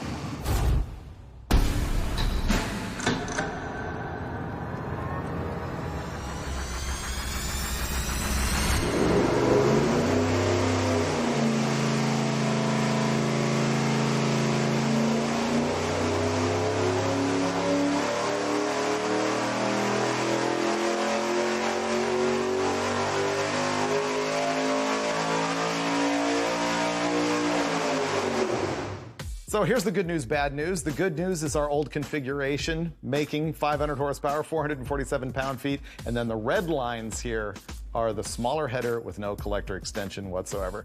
So our power peaks with the small header and no collector are actually 442.6 pound-feet of torque at 5,000 RPM, and we made 485.9 horsepower at 6,600. I'm interested about how it meets in the middle. I thought that it would be way more worse at the bottom than at the top. Well, the difference in peak torque's not that much if you look at it. And, yeah, right there. Yeah, and that's right where they get the closest. But right at the bottom of the pull, like out of the hole on drag strip kind of application, I bet you there's 50 foot-pounds there or more. Yeah, at 4,000 RPM, what's the difference? 40 pound-feet. Yeah, 40 pound-feet right 40. at the hit. Yeah, so that's a disaster. Yeah, so next step, let's bolt a 3-inch collector extension on it that's about this long. Troy made me a custom one, because normally they come 18 inches. Yeah, it's kind and of standard. So, who knows? All right, Let's try it. Let's go. Here we go. When you go to the drag strip, often it's cool to like uncork your headers, and people will do it just by disconnecting the flange right at the end of the header. What you really want is a collector extension. As we'll see, it should add a bunch of low-end power. They normally come in an 18-inch length, which is what I have here from Summit Racing. It's a pretty cheap unit. We've tacked on another 12 inches to it just so that we can see what it's going to do, so that we can progressively chop off length and see what makes the best power. So this is going to be a real simple bolt-on. Just right there at the flange. This is our wideband oxygen sensor, and on that last run, it actually indicated that the air-fuel ratio was maybe a little bit lean, but it really was just because this is sitting right at the end of the collector and contaminated with fresh air. You really want to have this moved up a minimum of 12 inches from the exit point, just to try and keep fresh air from contaminating it and giving you a false reading. Here's what's next. There's an old hot rodder's tale that says, if you paint a line of spray paint on your collector extension and you look at where it burns off, you cut it right there, and that's the optimum length. But we're not going to go directly to that mark. We're going to progressively hack this thing down and see what's best.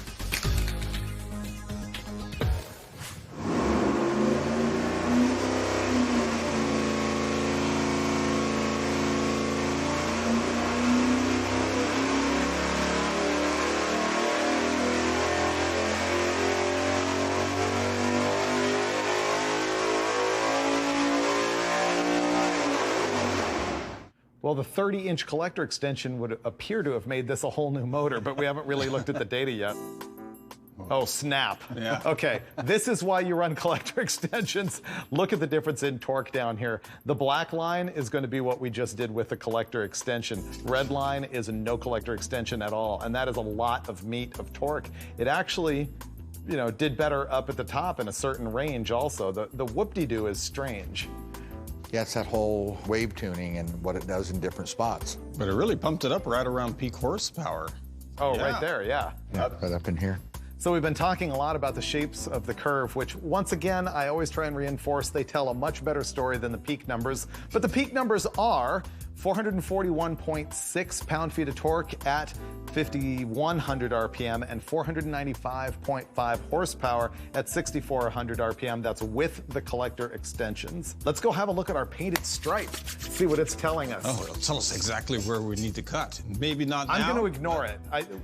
Well, let's go in there and have a look. Yeah. Let me get my tape measure. What do you think of my paint stripe, Steve? Well, I mean, there's still a lot of it there, Freiberger. But I like the way you can actually tell it's missing here clearly, and then it's kind of baked and it gets less and less and less. Oh, yeah. So this basically 5 inches back, let's say, but we're gonna ignore that right now, and we're gonna cut 6 inches off the back of this thing. There we go.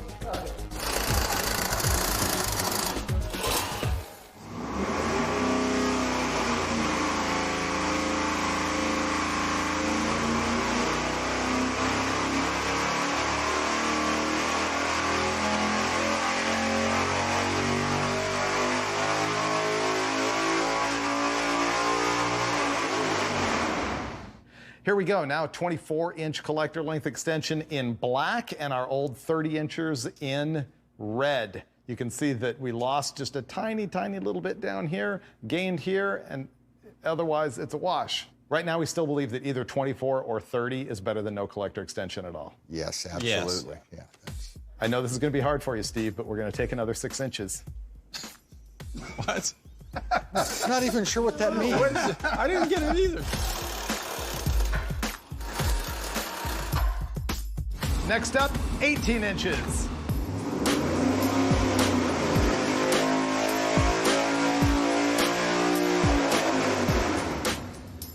Every time we cut the collector extension shorter, we're losing low-end torque. It trades places a little bit throughout the curve, and then up top, the shorter one keeps making just a hair more horsepower, just a hair.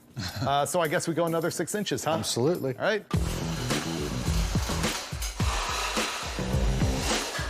Now we've got these at 12 inches overall, but look at my spray paint story here. It's actually creeping that way. Remember when I first started, it was at 5 inches, and it's now basically at 8. So the question is, how reliable is that? And also, I think you can already see that the trend of the paint burn is not working out well. Let's go dyno test it with 12-inch extensions.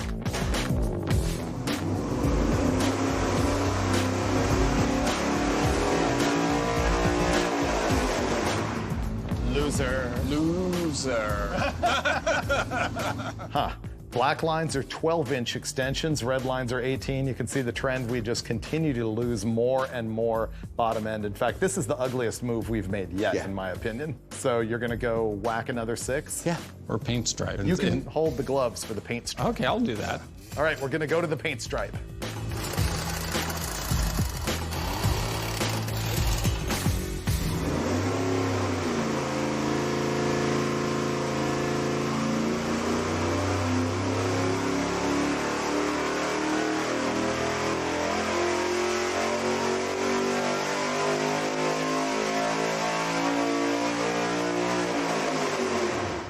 Mr. Brule says our new Power Peaks are 441.7 pound-feet of torque at 5,000 RPM, 488.8 horsepower is at 6,600. So you're going to compare the 8-inch extension to The 12. the 12.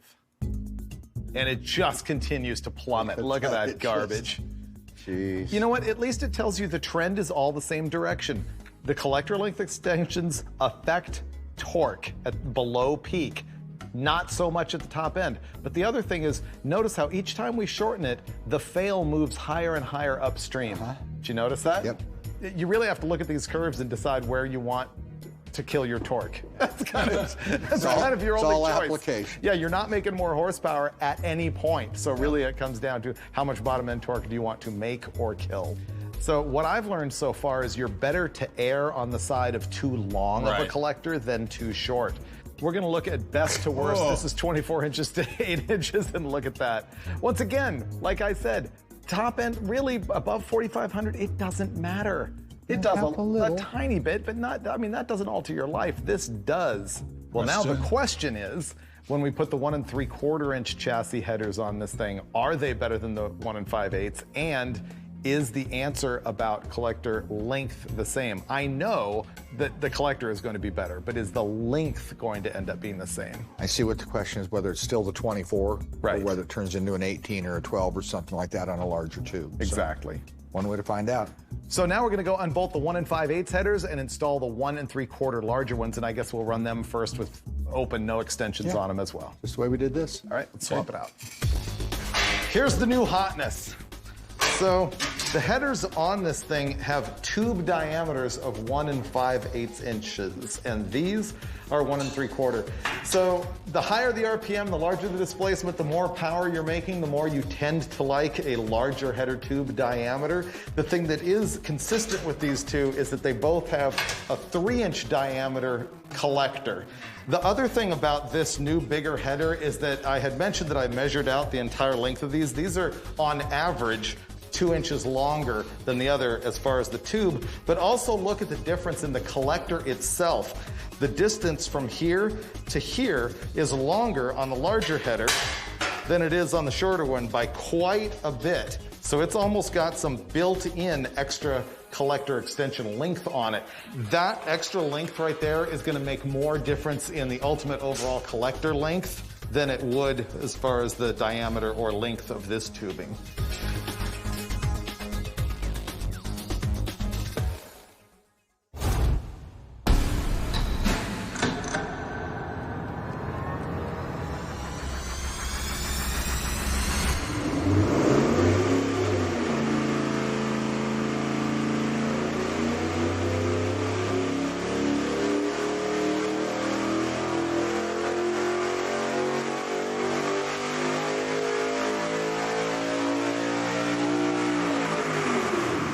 I'd say that's a better header. Yeah.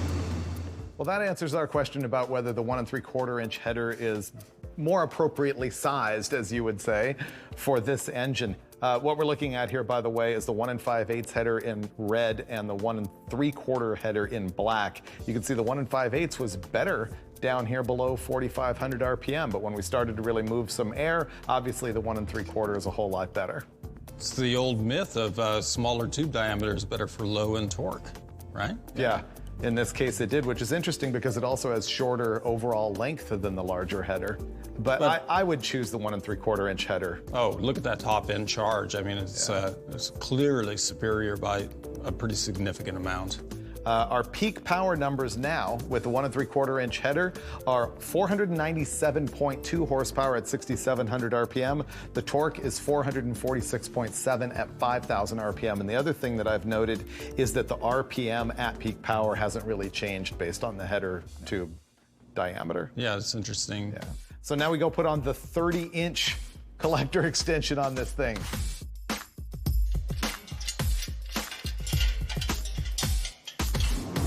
Here we go with the 30-incher.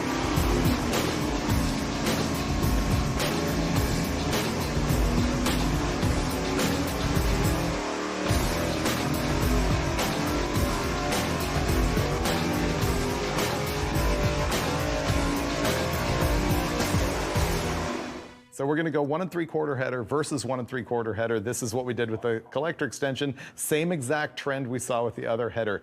It only matters below peak torque. So of course what you're looking at here is the black line with the big collector extension, red line without, and that's just a massive gain in that bottom end torque. And I'm going to make a prediction. I've learned not to make predictions on the show, but wait for it. I know That's going to get worse and worse as we cut the collector shorter. What? Yeah. But I guess we got to do the same thing. Want to take 6 inches down? Sure, absolutely. Well, Troy does. Troy. Oh, he's going to ding your dyno. Watch. Oh, he didn't. He knows what he's doing. Oh, for sure. Yeah. That was awesome. That was the greatest changeover in the history of the show. All right, thanks to Troy, the Chop Goldie, we've now got 24-inch extensions. Sorry, we're going to overlay the 30-inch collector extension with this bigger header. And sure enough, the difference is less, but the longer pipe had more torque. Wait a minute. No, it's the other way game around. changer. I assumed, and you know what happens when you assume? I made a chump out of myself. The shorter collector extension made more torque at the bottom end. That is the 24-incher, and the red line is the 30-incher. The plot thickens. You know, it's a combination of length and diameter, and we found something where it's filling the cylinder better at that engine speed is all there is. That's all there is. That's really interesting. The 24 is better. We're just baffled by this because the trend we saw the whole time, even with the 30-incher that we just tested, was that the longer extension was going to make more torque below the RPM at peak torque, and that did not happen this time. We shortened it up 6 inches and made more bottom end. Now the next 6 inches going to 18, it is really going to be interesting. Yeah. Nobody can predict that one because it just threw us this curveball. Do we do 2, 4? I don't want to blow past some data that we wouldn't otherwise capture. Why not 3? We could split the... You want to do 3? Yeah. That way it's half 6 our and increment. 6. That's good. Go 3, Troy. 3.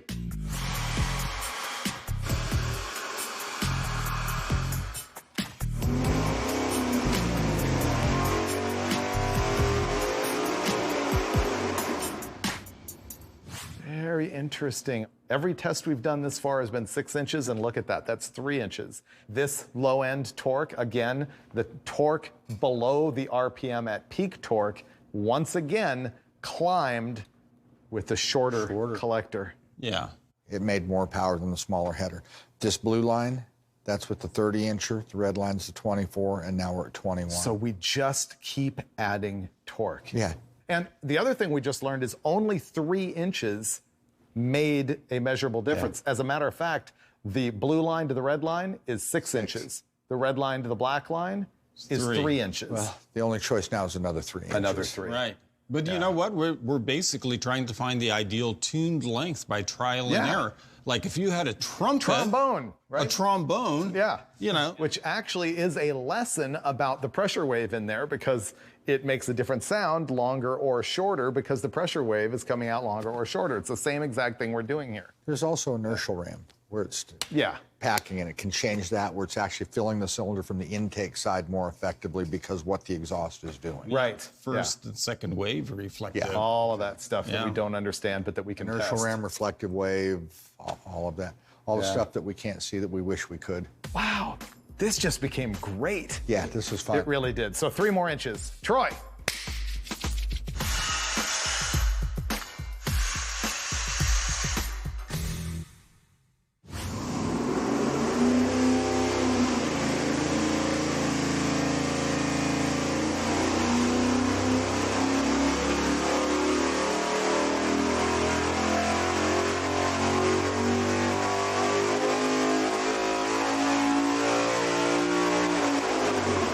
This is getting really exciting, because that looks like that was another big improvement in the overall average power. Look at that, we're making 498 horsepower now and 442.2 pound-feet of torque. We're gonna compare our new 18-inch collector with our old 21-inch collector.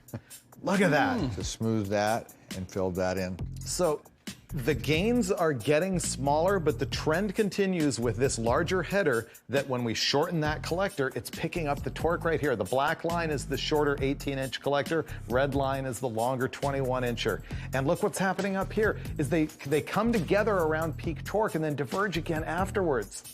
This is pretty awesome. These changes are pretty significant. You know, I'd like to say that the next change is kind of like timing, and it's going to do almost nothing, and we know we're in the sweet spot. That's what I feel. Every change we're making, it's been fairly significant. So the next change again is going to be really interesting. Well, the averages came up. Like average torque with the 21-inch tube, 417.6. Average throughout the curve with the 18, 419.7. That's 2.1, which on average is... That's significant. Yeah. And like Steve was saying, the curve is just nicer. It filled in some of that dip that we had been seeing with the longer collector extension. Yeah, here. Yeah, and at the top too. So interesting. We just got to go cut another 3 off. So we're gonna go 15 and then 12. And that should tell us a whole bunch right there. That's when the change will, I think, we'll catch the it'll change switch at the somewhere other in there. Right now, it's the out of the box 18-inch length. Yeah, and it worked good. Yeah.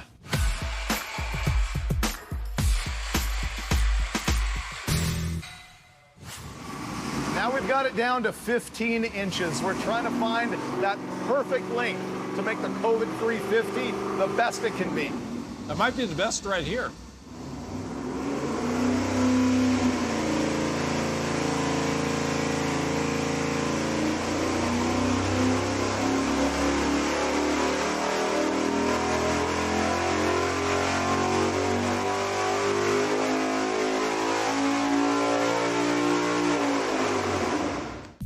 So here, the 18-inch extension is red. The new 15-incher is black. We're close. We're right, and I mean...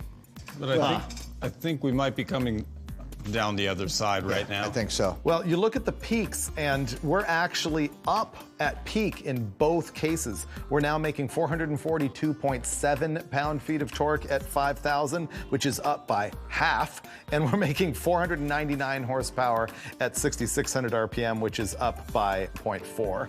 Essentially, the performance in the car, this is the same. Yeah, I agree. Yeah. So I think we're at the point of no return. We don't really need to keep hacking this thing down unless you just want to find out where it does I think fall we need to off. make one more cut. Okay. Me too, I agree. I think one more 3-incher. Okay. Just to see if we move down, lose some more torque, and move, lose a little bit somewhere else, just to make sure we're on the other side of that window. But nevertheless, the big story is still that the trend inverted. Inverted, yeah. Which is, Yeah. has something to do with the diameter. I'm not that smart. I don't know. So let's go hack another 3.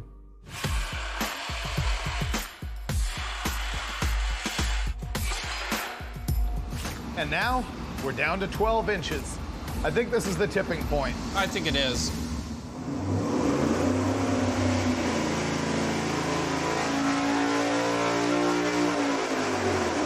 Here comes the graph, and we got 496.9 horsepower, 444.1 pound-feet of torque, which happens to be our highest one yet, but that's not the story as usual. The overlay will be the story. So red lines, 15-inch, black lines, 12-inch. How do you call it? 15-inch. The 15 was better. We are at the tip-over point. So now we're going to compare 12 inches versus 18 inches. Okay, black line is 12 inches, red line 18 inches. Okay, so once we hit 18, we got to the point of diminishing return on big changes, but prior to that, we definitely saw an inverted trend from length versus torque. So I've actually learned a massive amount from this, and I guess the big thing is that I didn't think that pressure wave tuning of like F1 and Pro Stock type information would matter this much to an average engine like this. I think that always matters. I mean, I think it's physics and it's going to apply to almost any engine. That's all part of the track. I mean, from the top of the choke horn there to the end of the collector, it's all part of it. Which is the other thing I learned, because I believe if we put a tunnel ram on this, meaning a big long intake runner different than what's there, it's going to change this again. Absolutely, and then throw another camshaft in and changes it's going to change again. It all again. So. And so that's the third thing is, well, there's many things that we test that we feel we can derive a trend from and give people advice. And I've learned you can never say always in this engine stuff, but we can see trends. In this case, the only trend that I can tell you knowing what I know right now is you have to try it on your own car. But it just goes to show you that all of this stuff matters every time, no matter what. And this is the difference between engine development and engine testing. Right. Yeah. And that development, as you say, would be different with a different intake and cam. It's fascinating. And that we were able to see this kind of difference just by changing the header tube diameter. We would normally go, oh yeah, that 1 3/4 is going to make way more power, and it did, but who would have known that we would have seen that difference in the collector? Yeah, and if it's that sensitive to pipe length, imagine the full exhaust system in your car and how that would affect your performance or your torque down low or up high or what have you. Yeah. Well, but I guess the last thing I learned, if you really don't know, I still think you're better off with an out-of-the-box 18-inch collector than you are with nothing at all. You can't hardly go wrong with an 18. I mean, you're at least in that zone. And I think we've seen over and over, with nothing there, it just kills the bottom. It's no good. But if you have a 5,000 stall converter, who cares? No. This turned out way better than I expected. Good. Yeah, this was Fun awesome. stuff. Any final thoughts? 10 more questions. Right. And no more answers. A lot of times development is cut and try, and that's what we found out here. You just have to zero in on what actually works. It's undeniable. But the thing we tested and proved is that it makes a difference, and you need to find out if you really care about ultimate performance. Absolutely. Yep. Which is what we kind of do every single time on Engine Masters. Your battery died? Battery. Oh yeah, I need a new battery. Thought you were better than that, Troy. I grounded battery. Comes in here with the sawzall with the dead battery. Can you believe it? That was the header cutting scene. You know? No, I mean, I come over here. I want to get this header cut. There we go. Oh, hey, nice work, Troy. You got that cut in a jiffy.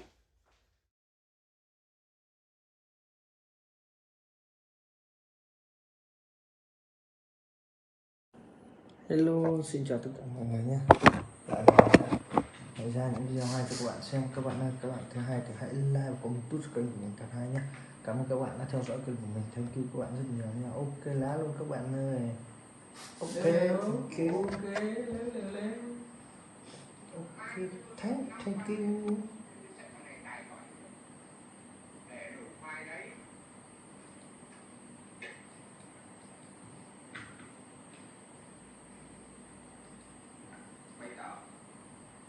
Tao định ở chỗ này, mày mà lừa nổi tao ra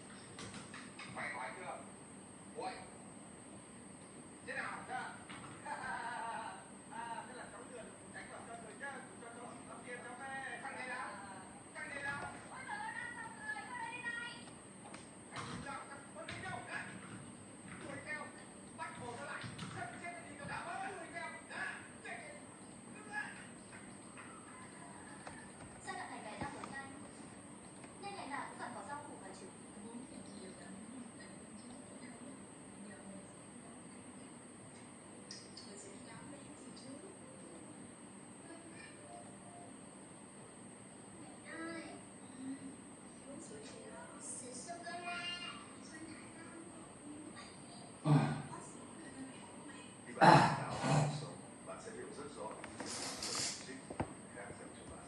Họ nói bạn ích kỷ là vì họ không chiếm được lợi ích của bạn. Họ nói bạn quá nhạy cảm là vì bạn đã đoán đúng ý đồ của họ. Họ nói bạn quá mạnh mẽ là vì bạn có chính kiến, không bị điều khiển. Họ nói